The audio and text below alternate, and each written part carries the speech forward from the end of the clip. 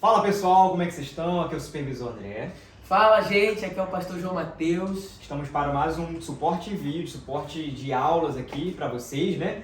E o tema de hoje é a sutileza contra a prática da mordomia.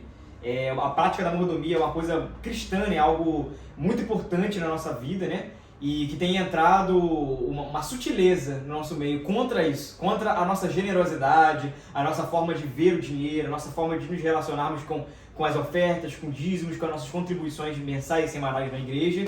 E a gente vai olhar um pouquinho a respeito disso, pensar a respeito disso. Então quero convidar vocês para ler o texto aqui, o texto básico, né, junto com o João. Pode ler pra gente, João? O texto áureo? Claro, vai estar lá em Gênesis 14, 20.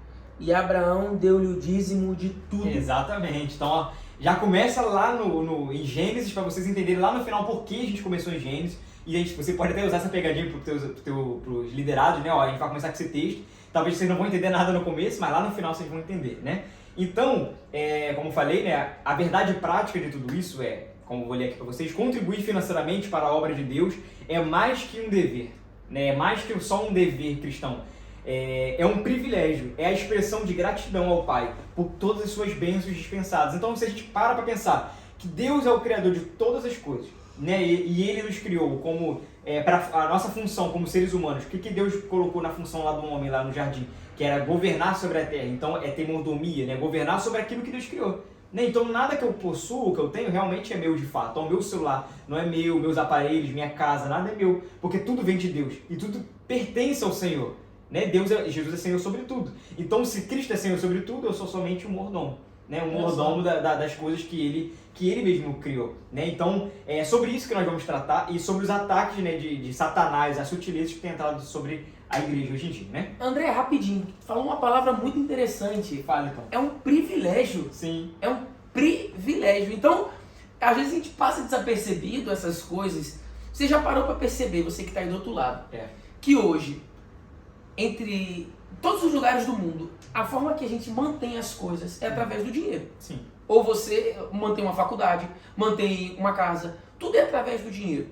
E hoje, quando a gente dizima, a gente oferta, a gente não consegue ver o tamanho do privilégio que a gente está fazendo, porque a gente está mantendo as portas da casa de Deus abertas. Exatamente. Então a gente tem que olhar isso com bons olhos, ou seja, quando eu tenho a oportunidade de ofertar e de dizimar, eu tenho que estar olhando assim, poxa, eu faço parte de tudo isso. Exato. Quando você vê vidas lá no altar, Mateus, mas eu não toco, eu não canto, eu não prego, eu só vou ao culto e... Não. Mas às vezes você vê vidas no altar e você fala assim, olha, eu participo disso. Sim, eu tô mantendo essa porta aberta para que vidas sejam transformadas, pessoas sejam tocadas, pessoas... Então é um privilégio dizimar e ofertar na casa de Deus. E não somente, tipo assim, um privilégio de você ofertar para ajudar a obra de Deus, né, contribuir, ou melhor, com a obra de Deus, mas também só oferta e só dizima quem tem dinheiro. Concorda? Só oferta e dizima quem tem o dinheiro ali, quem está recebendo. Então, se você tem para dar, é porque Deus te abençoou. É verdade. Então, é uma entrega para Deus. Né? Então, você só pode dar aquilo que você tem recebido. Então, um ato de fidelidade, um ato de você manter ali, mas também você está retribuindo a Deus. Você está dando gratidão ao Senhor, com gratidão ao Senhor, com generosidade ao Senhor, né? E é interessante, rapidinho, esse tema aqui a gente vai embora, que é um tema que as pessoas têm problema de falar, dízimo e ofertas, as pessoas ficam com medo. Só que é muito interessante que você falou assim, você dá porque você reconhece que veio de Deus, né? Você dá porque você tem o dinheiro. Você tem o dinheiro, então, e isso é muito interessante. Sabe por que muita gente não dizima e oferta? Vou dizer, isso é muito interessante. Olha o que vai acontecer. Pedro está chegando na porta da Porta Formosa, e aí ele estende a mão para um coxo. Ele estende a mão para um coxo e ele levanta aquele coxo. Só que, antes disso tudo acontecer, um tempo, Pedro estava afundando. E quem estende a mão para ele? Jesus. Jesus estende a mão para Pedro. Sim. Então, Pedro só estende a mão para o coxo porque antes Jesus já tinha estendido a mão para ele. Sabe, já percebeu? Eu só faço algo de bom porque Jesus já fez aquilo antes por mim. Sim. Eu só consigo abraçar o próximo porque Jesus já me abraçou. Uhum. Eu só consigo trazer uma palavra de carinho porque Jesus já me deu Nós essa o palavra. amamos porque Ele nos amou. Ele nos amou. Então, se eu não dizimo, ou eu não oferto na casa de Deus, eu tendo, é porque eu não reconheço que quem me deu isso foi Deus. Exatamente. Então eu só dizimo e oferto na casa de Deus porque eu reconheço, porque Deus fez isso por mim e eu agora faço isso em prol da obra dele. Isso é muito interessante. Nossa, tipo, é um ato, tipo, não somente de orgulho, de soberba ou de avareza, mas de idolatria, porque a avareza é a idolatria, como diz a palavra, né? Tipo, é você achar que você conseguiu com seus próprios méritos. Que o teu trabalho é você que tá ali, é você que faz, a tua saúde é você que tem o poder sobre tudo, né? A gente já vem falando sobre isso, sobre o homem no centro, o homem ter poder sobre tudo, né? Então é praticamente isso a raiz dessa avareza, né? Então, entrando nos tópicos, né, nas sutilezas, né?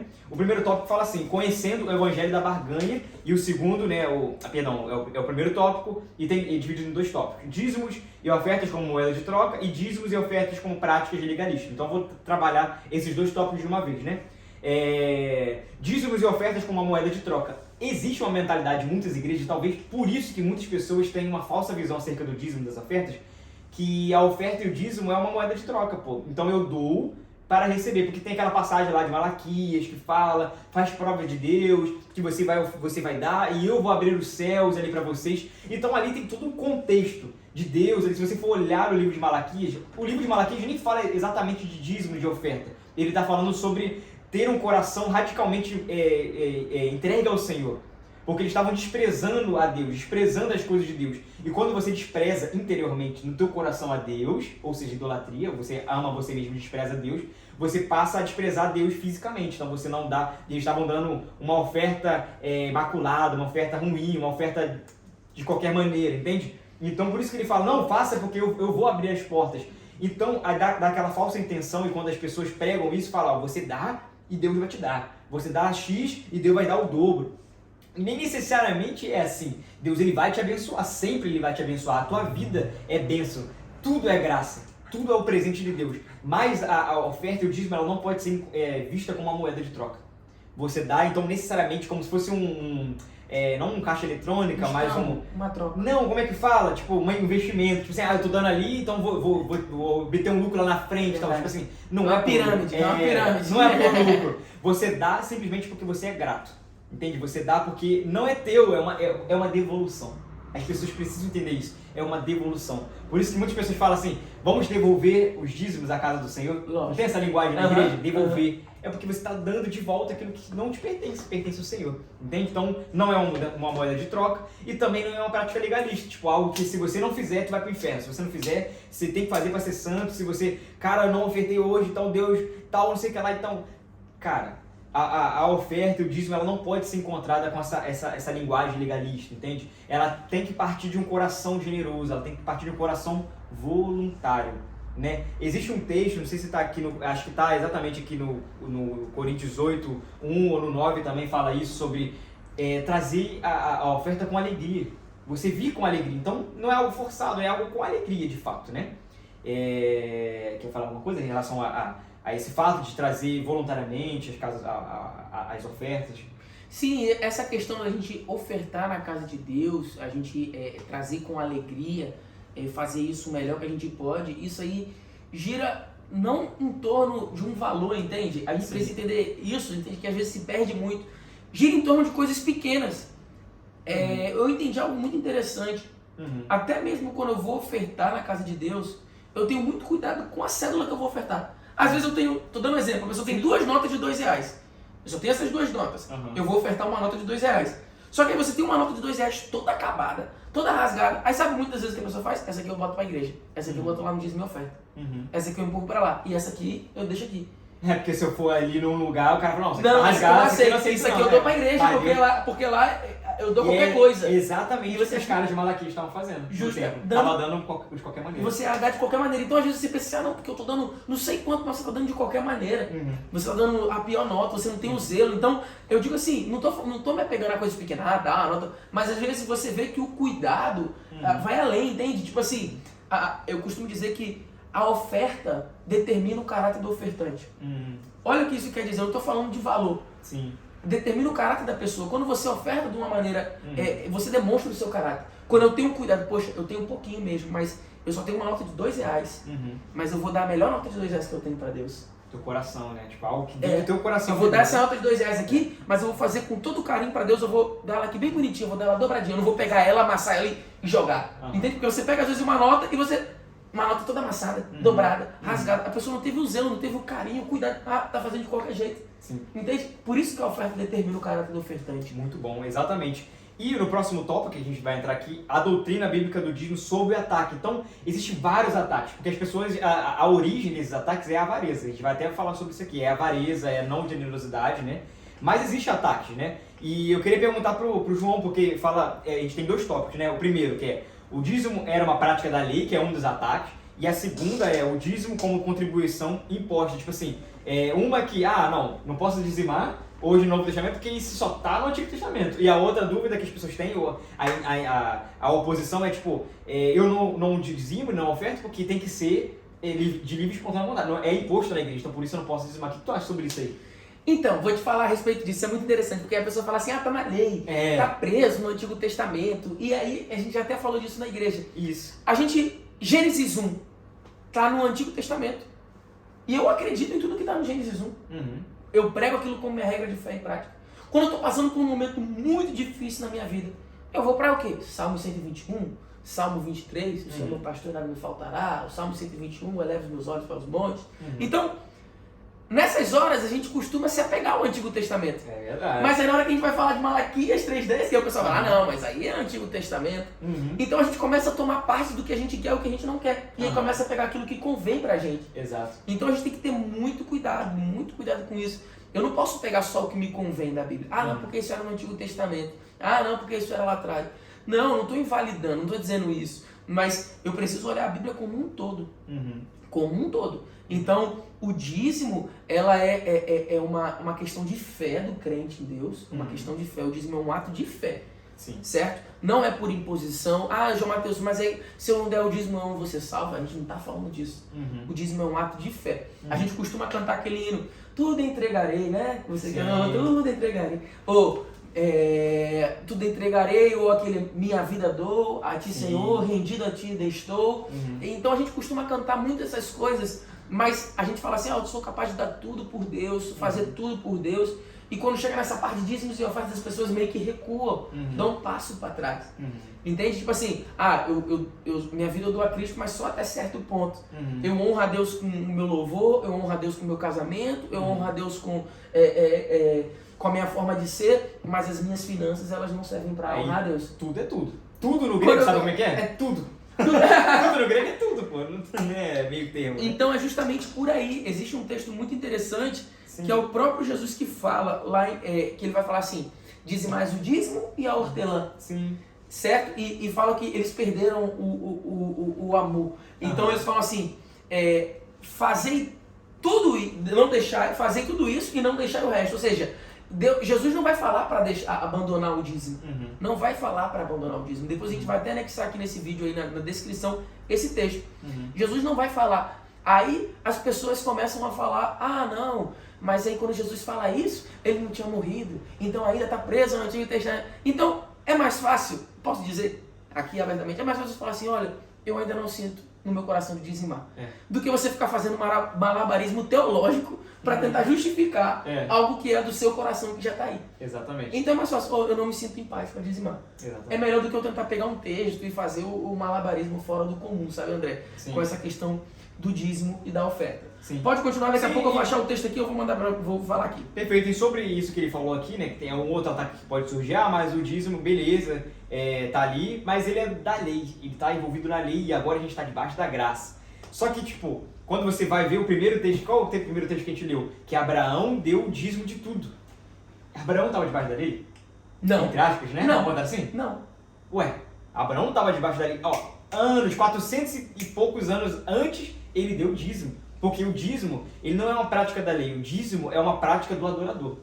Verdade. O dízimo é uma prática da pessoa que ama o Senhor. Então você pode viver, você canta hoje, quero queimar minha vida, eu quero viver para Jesus, não sei o que lá. Você quer ser um adorador normal, tipo, medíocre, ou um adorador que dá tudo para Deus? Eu quero ser um adorador por excelência, eu quero dar tudo. Se você quiser ser medíocre, você fica ali, não, eu não me sinto no meu coração, não sei o que lá.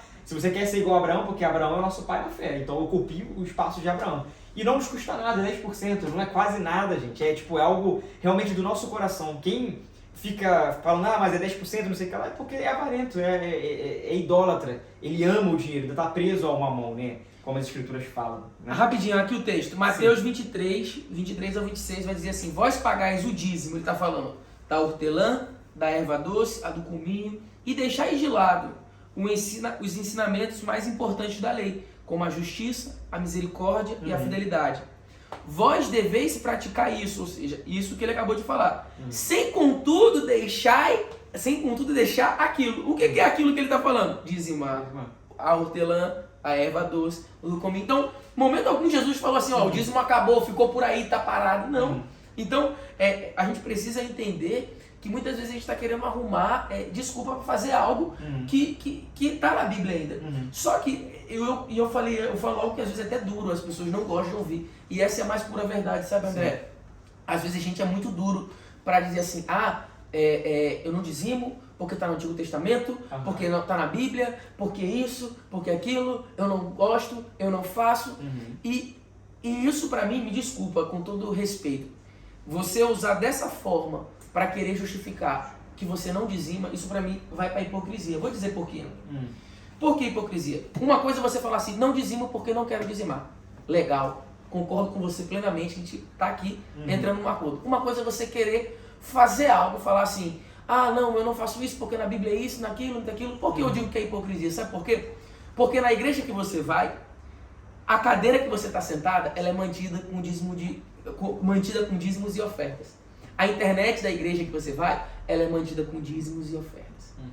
A estrutura que você está é mantida por isso, dízimos e ofertas. Por isso que eu falo que hipocrisia. Os instrumentos, tudo isso é mantido por dízimos e ofertas. E por isso que eu falo onde mora a hipocrisia. Porque você gosta de usufruir daquilo que o dízimo e a oferta está proporcionando, mas você não gosta de participar daquilo. Exatamente. É igual você tá com 30 anos na casa do pai e não paga uma conta, pô. É tipo isso, porque a gente aprendeu que a igreja é uma família. E se a igreja é tua família, cara, o seu trabalho, o que custa ajudar na conta dos meus pais? O que me custa pagar um boleto, pagar alguma coisa? É tipo isso, é ajudar na manutenção do lugar da sua família, da sua comunidade. Se você tem problema com isso, você não, né? A gente fala você porque... Mas se as pessoas têm problema com isso é porque elas têm... elas não são família, elas não são uma comunidade, elas não são igreja ainda. Elas não entenderam essa questão. Justo, esse tema do dízimo ele é fora do comum. É que nem isso, a pessoa tem problema com dízimo, aí tem gente que fala assim, que nem eu já falei uma vez, eu tenho um problema, eu não gosto quando alguém manda eu pegar na mão do irmão que tá falando, mas você tem problema de pegar na mão do teu irmão? Então, o que é igreja? Que família é essa? Você não pega na mão do teu irmão, você não pode pegar, não pode olhar, acha ruim. Então, a gente, o dízimo precisa ser desmistificado. Criou algo em torno do dízimo, André, que as pessoas criaram uma regra, uma imposição que não é, mas a gente também precisa entender que não foi abolido. O dízimo não foi abolido. Sim, é uma prática linda, sincera, de um coração generoso, e é isso que ele falou, que o João falou mesmo, é algo que tem que ser desmistificado, essa questão, né? E pode dar continuidade? Pode, vou só pra gente terminar aqui essa minha parte aqui, é muito interessante que, tipo assim, às vezes a gente usa como desculpa pra não dizimar, às vezes o pouco que a gente tem.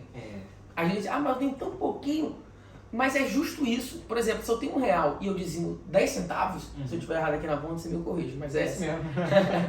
Se eu tiver R$1 e eu dizimo 10 centavos, quando Deus olha isso, ele não está olhando, é que nem eu falo, o dízimo, a oferta, ela não mostra quem você, ela mostra o caráter de quem está ofertando. Não é o valor. Não é o valor, não é a quantidade de 5 mil, 10 mil, 10 mil. E aí que a gente entende, se você com R$1, às vezes não consegue dizimar no pouco, como que você vai dizimar no muito? Não vai. Quem não consegue dizimar 10 centavos, nunca vai dizimar R$10, que nunca vai dizimar R$10 mil, que nunca vai dizimar 10 milhões de reais. Eu não estou dizendo aqui para ninguém fazer loucura. Não estou dizendo para ninguém fazer loucura. Exato. Todo mundo passa por situações apertadas. E eu conheço uma pessoa que, para mim, vou te falar, é um exemplo para isso. Porque é muito interessante, ela recebia uma ajuda da igreja. E ela passava um aperto muito grande. E ela recebia uma ajuda da igreja para poder se manter. Porque o dízimo e a oferta também é para isso, para você manter as pessoas da igreja. Ela pegava esse dinheiro e ela dizimava o dinheiro que ela recebeu. Me ajuda. Eu ficava, meu Deus, ela tá precisando, e não era nem um dinheiro alto, mas tipo assim, para você ver que ela tinha tão enraizado isso e Deus honrou essa pessoa. Então é questão de fé, de honrar a Deus, dízimo e oferta, é isso. Pode continuar, André. Muito bom. Então, vou dar continuidade aqui, vou tentar ser breve nesse terceiro ponto, vou pegar ele todo de uma vez só. Terceiro ponto é o quê? A doutrina bíblica da mordomia cristã. Então, a gente desconstruiu tudo, né? Tudo que era heresia ou falsa, visões a respeito, até combatemos, né? E agora vamos construir algo, né? Então, o que é a mordomia cristã? A gente já falou que a mordomia significa isso, né? Deus é o criador de tudo, né? O que é o mordomo? É o cara que fica dentro de uma casa, que cuida de tudo ali, do dono dele, do senhor dele. Ele não possui as coisas, mas ele cuida, ele usufrui como se fosse dele. Porém, não é dele, ele pertence a outra pessoa, né?